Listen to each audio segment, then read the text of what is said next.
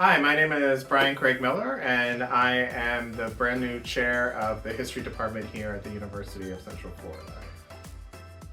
So traditionally, I've been a historian of Civil War memory, exploring how John Bell Hood was remembered in the American Civil War. I also did a project on amputation and the process of how we think about Civil War medicine and the legacy for those soldiers who lost limbs during the American Civil War.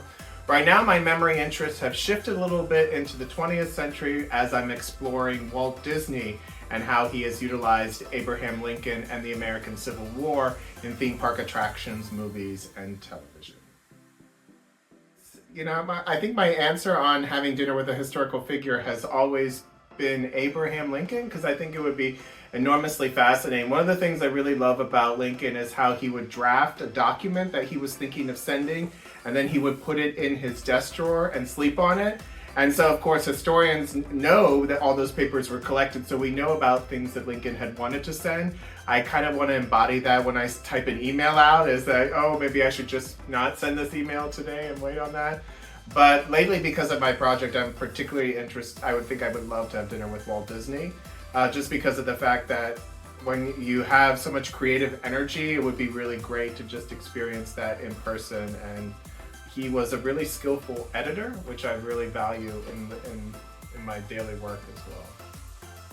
My favorite book, I think the book that I probably go back to the most as a historian when I'm reading is actually on my shelf right behind me, where I can actually do a small plug, and that is Drew Gilpin Faust, This Republic of Suffering, which really explores the idea of death in the American Civil War.